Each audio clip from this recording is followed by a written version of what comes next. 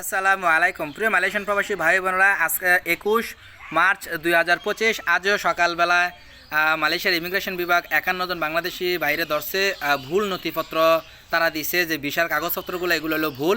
তো আপনি এটা চিন্তা করেন, বাংলাদেশ থেকে এরা কীভাবে গেলো? যদি ভুল কাগজপত্রে হয় তাহলে বাংলাদেশ ইমিগ্রেশন এরা কীভাবে পাস করলো?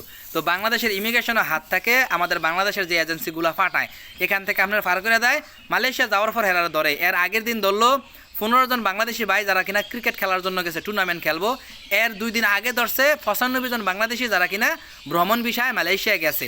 তো এভাবে কিন্তু প্রতিনিয়ত আমাদের বাংলাদেশিরা ধরতেছে। তারপরেও কিন্তু বাংলাদেশে যারা বসবাস করতেছে তারা চিন্তা করতেছে মালয়েশিয়া না হয় অনেক টাকা, শুধু বাংলাদেশ এয়ারপোর্টটা পাস করে যায় তাহলে চলে, মালয়েশিয়া ঢুকে যাবো গা। মালয়েশিয়ার ইমিগ্রেশন পাস করে যাওয়া লাগতো না, কাগজপত্র দেখানো লাগতো না। এই যে গত এক সপ্তাহে দেখেন 150 জনের মানুষ, 110 আর 161 জন মানুষ ধরছে এক সপ্তাহের ভিতরে। ঠিক আছে, এগুলো তো আমরা রিটার্ন করে ভাড়াই দিব। তো দেশে আসার পর আপনারা টাকা পান কি না পান, আমার কেউ যদি কোনো ভাই যদি মালয়েশিয়ার ইমিগ্রেশন থেকে ফেরত বাংলাদেশে আসেন, কেউ যদি আমার ভিডিওটা দেখেন, শুধু একটু কমেন্ট করে জানান যে আপনার টাকাটা ফেরত দেয় কি না।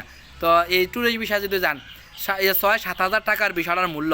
ঠিক আছে, আপনারা 3 লাখ 4 লাখ কেউ 5 লাখ টাকা দিয়েও মালয়েশিয়া যাইতেছেন কাজের জন্য। ঠিক আছে, যেহেতু এখন কলিং বিষয় বন্ধ।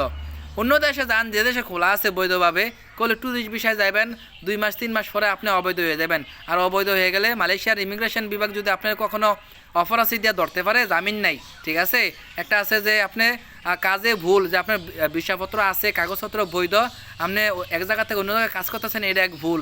আর আপনার কাগজপত্র নাই, এটা হলো বড় ভুল, আপনার ইলিগাল, অবৈধ।